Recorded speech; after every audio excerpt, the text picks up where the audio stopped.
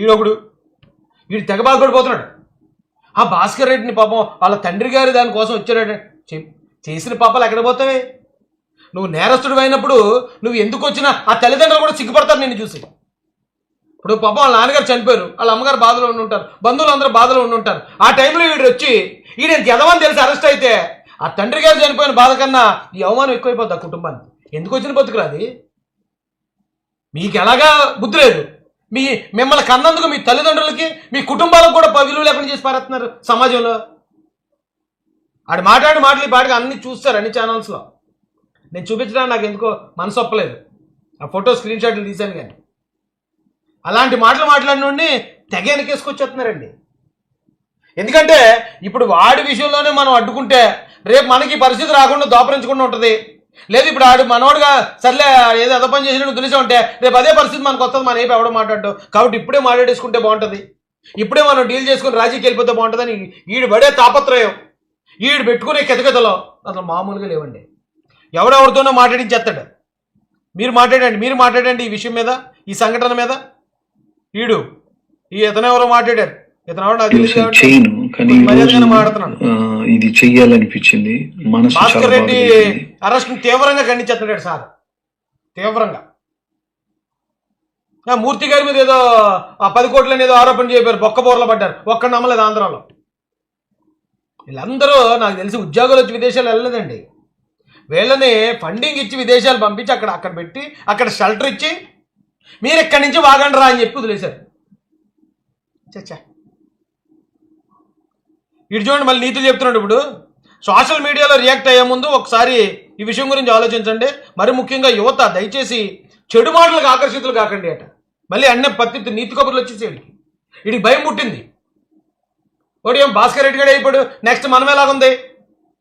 రేపు మాపో చెన్నాన్ పెళ్ళో లేకపోతే చెన్నాన్ కొడుకుతో లేకపోతే చెన్నాన్ గారి కూతురుతో పెళ్ళుంది, నేను వెళ్ళానంటే మళ్ళీ తిరిగి వచ్చే పరిస్థితి లేదు, మనం ముందే రివర్స్ గేర్ వేస్తే బాగుంటుందని పాపం రివర్స్ గేర్ వేసాడు, బిడ్డ భయపడ్డాడు. లేకపోతే ఇంక 3 సంవత్సరాలు ఆంధ్రాకి వచ్చే పరిస్థితి లేదు. అంత గలీజ్ మాటలు మాట్లాడారు, అంత గలీజ్గా వెళ్ళాడు. నా మిత్రుడు భాస్కర్ రెడ్డి వాళ్ళ నాన్న చనిపోతే చివరి చూపుల కోసం జాలి నాకు అర్థం కాదు. మహిళల గురించి పట్ల మహిళలను అంత నీచంగా ఇప్పుడే పంచప్రభాకర్ గారి మాటలు వినిపించాను. ఆ యదవను ఒకవేళ పోలీసులు పట్టుకుని కుక్కరు కొట్టినట్టు కొడుతున్నారు అనుకో, ఎవరికైనా జాలి ఎత్తదా? ఏటా జాలి కబుర్లు? వాళ్ళ తండ్రి ఎవరికి జాలి ఇట్లే. ఆడి చేసిన ఎదవ పనులు ఎదవ మాటలే గుర్తొస్తున్నాయి తప్ప జనాలకి మీరు ఇచ్చే ఈ బిల్డప్, ఈ సానుభూతి డ్రామాలు ఏమి నడవు. ప్రతిదానికి చావును అడ్డు పెట్టేసుకోవటం, శవాన్ని అడ్డు పెట్టేసుకోవటం. చిచ్చి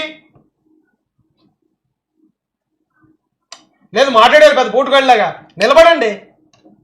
అవును, నేను అప్పుడు మాట్లాడాను కాబట్టి, నేను ఫైట్ చేశాను కాబట్టి నా మీద కేసులు పడతాయి, ఏమైనా పడతాయని చెప్పి నిలబడండి మగవాళ్ళగా. ఏంటిది ఈ ఏడుపులేంటి, ఈ సానుభూతి డ్రామాలు ఏంటి? మళ్ళీ ఇప్పుడు ఈ భాస్కర్ రెడ్డి అని కూడా చెప్తున్నాను కదా, అదేమి చిన్న చేతికి 5 రూపాయలు పేటీఎం కూడా కాదండి, 5 రూపాయలు పేటీఎం కూడా కాదు. ఆడు భువనేశ్వరం కోసం తప్పు మాట్లాడాడు, బ్రాహ్మణి గారి కోసం తప్పుడుగా మాట్లాడారు, తెలుగుదేశం పార్టీలో ఉన్న మహిళల గురించి అత్యంత నీచంగా మాట్లాడాడు, తెలుగుదేశం పార్టీలో ఉన్న మహిళల గురించి. అలాగే జనసేన పార్టీలో ఉన్న ఆయన ఎవరు నాదెండ్ల మనోహర్ గారు, ఇంకో మహిళ ఎవరో ఉన్నారు, రాజా గారు భార్య అని పెట్టారు అక్కడ. వాళ్ళ కోసం అత్యంత నీచంగా మాట్లాడాడు.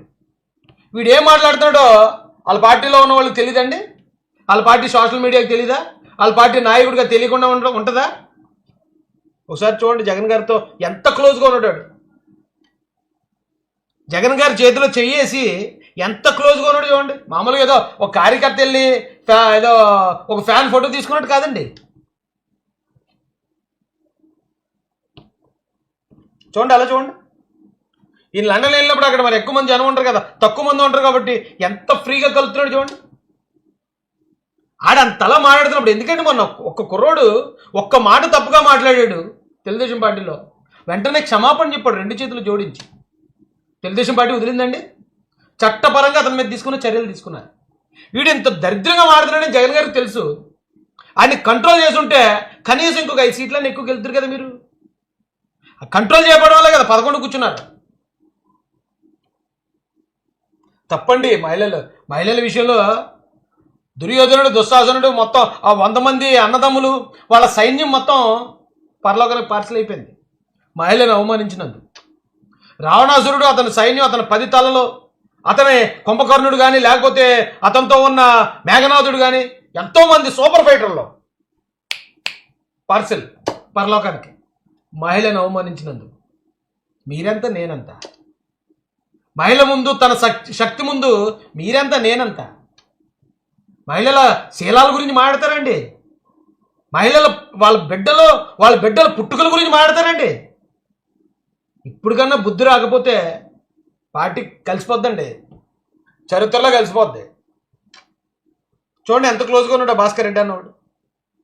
ఎదుగో సద్దగా ఏదో టీ తాగడానికి వెళ్ళినట్టు వెళ్ళారు ఇద్దరు ఫ్రెండ్స్ లాగా. కంట్రోల్ చేసి ఉండాల్సిందండి అతన్ని.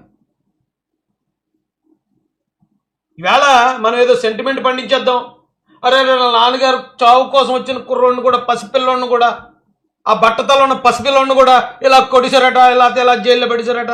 ఎవ్వడికి జాలేదండి, ఎవ్వడికి. మీరు అవతల నాయకుడిని తిట్టండి, అవతల నాయకుడిని అవసరమైతే మీరు ఇంకా మీ కసి చల్లారపోతే ఏమైనా దాడులు చేసుకోండి. కొన్ని రోజులుగా గాయాలు మానిపోతే మర్చిపోతాడు మగోడు.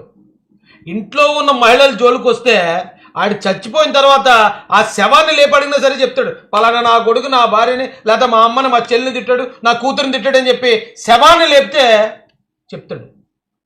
మర్చిపోరండి. మహిళల గురించి అడ్డదిడ్డంగా మాట్లాడేసి వాళ్ళ మానసికంగా కృంగదీసేసి మనం వాళ్ళు బలహీనలు చేసి ఎలక్షన్లో నెగ్గేద్దామంటే ఎలా కుదురుతుంది? ఇదే అడివా లేకపోతే ఇది సమాజమా? మీరు మహిళల గురించి విచ్చలవిడిగా మాట్లాడితే చూసి జనం ఊరుకుంటారా? అందరి ఇళ్లలో ఆడవాళ్ళు ఉంటారు. మీరు అబ్బో చంద్రబాబు నాయుడు గారి ఇంట్లో ఉన్న ఆడవాళ్ళ గురించో, పవన్ కళ్యాణ్ గారి ఇంట్లో ఆడవాళ్ళ గురించో, లేకపోతే మరో కార్యకర్తల ఇంట్లో ఆడవాళ్ళ గురించో మాట్లాడిస్తే వాళ్ళ కోసం మాట్లాడితే మాకేమైందిలే అనుకోరు. ఎందుకంటే ఆడపిల్ల ప్రతి ఇంట్లో ఉంటుంది. ఆ మాత్రం ఇంగితం లేదా వైసీపీ వాళ్ళకి? ఆ మాత్రం బుద్ధి లేదా? తొక్కిపెట్టి నార తీస్తారు. ఎన్ని మొండెడుపులు ఎడుతారో ఆడండి. మహిళల జోలికి వస్తే తొక్కిపెట్టి నార తీస్తారు. లోకేష్ అనే వ్యక్తి అసలు ఊరుకోడు. మీరు ఎన్ని డ్రామాలు చేసుకుంటారో, ఎన్ని సింపతి డ్రామాలు ఆడుకుంటారో ఆడుకోండి.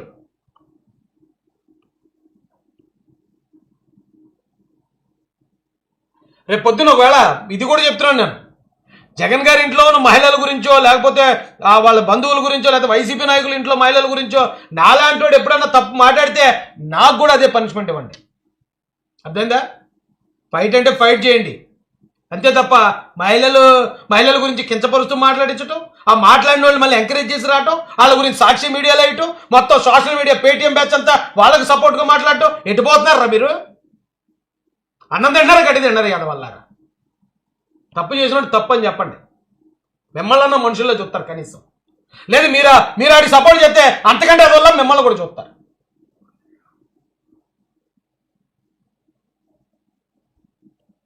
ఈ వీడియో చూపుతున్నారండి, నల్లపోతున్నాడు అటు పిల్లోడు.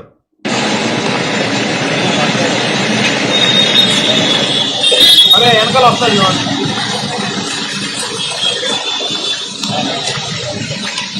అటు మామూలుగా నడుస్తున్నాడు కదా, అటు దొడ్డుగాళ్ళు అనుకుంటా.